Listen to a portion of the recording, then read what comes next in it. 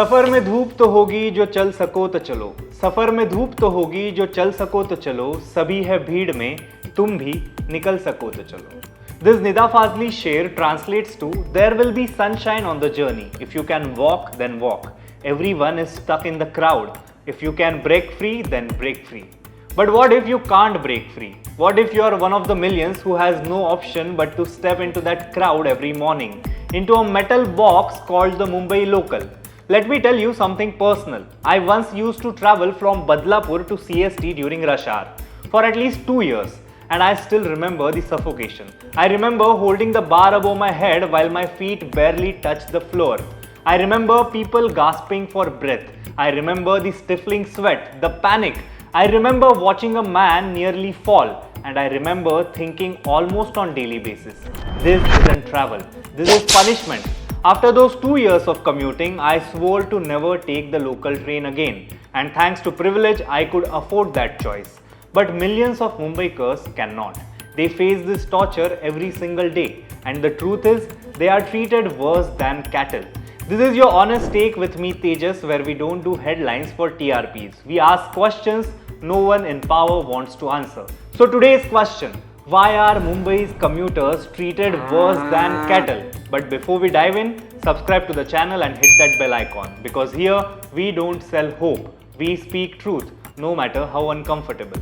So let's talk facts. As per the Indian Railways Cattle Transport Rules 1978, each cow, buffalo or horse weighing up to 200 kg is entitled to 1 square meter of space. That is 10.76 square feet per animal.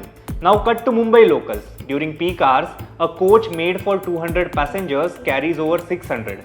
That is 3 times the capacity. No place to sit, no place to stand, no place to breathe. So ironically, even livestock get more dignity on Indian railways than human commuters. Are Mumbaikars worse than cattle? They aren't passengers anymore, they are payload, herded in, packed tight, struggling not to fall, not to die. And that is not an exaggeration, it is reality. On June 9th, 2025, just a few days ago, a horrifying incident unfolded near Mumbra and Kalwa. 2 overcrowded trains passed each other on a curve. Trains tilted, passengers hanging from footboards collided. 4 men died, many were injured, some critically. Ketan Dilip Saroj, 23-year-old, Rahul Santosh Gupta, 27-year-old, Vicky Babasaheb Mukhya, 34 years old, and Mayur Shah, 44-year-old. They did not commit a crime, they were simply going to work. But in this city, that's dangerous enough to kill you. So what does the government do? They don't fix the root problem. They throw us band-aid solutions and call it modernization. Let's add automatic doors, let's make all trains AC. Sounds fancy, right? It's a joke. Ever seen a crowd at Dombivli, Kalyan or Thane trying to enter an AC local? People are pushed in from the outside, literally, so that the automatic doors can shut. And if you don't get shoved in time, the train leaves. Or worse, the door closes on you. AC trains carry few passengers, tickets are more expensive, and for lakhs of daily wage workers and middle class commuters, that's not a solution, it's exclusion. You want to stop this madness? Here is what we need. More trains, more frequency, more coaches. If 600 people are crammed into a 200-seater, that's a clear sign. Add more trains. Track slewing on curves.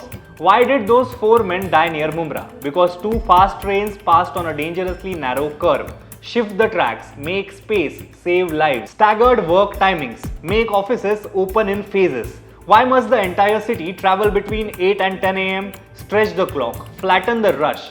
Shift government offices out of central business districts. Why is half of the city still rushing to Nariman Point and BKC every day? Shift them to Thane, Navi Mumbai, Kalyan, Panvel. Decentralize. The private sector already did it. Why is the government lagging? But you know what the saddest part is? We have gotten used to this. We read about a death in the paper and flip the page. We see a body on the tracks and say, oh, another one.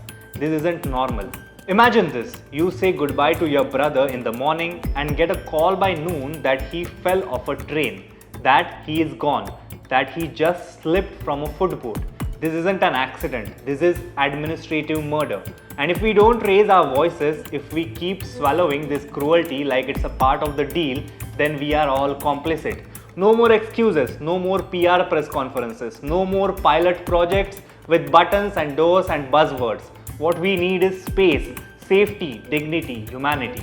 Because we are not cattle, we are not weight to be measured, we are not a burden on your balance sheet, we are citizens. And if the price of a daily commute is death, then Mumbai's lifeline has already failed.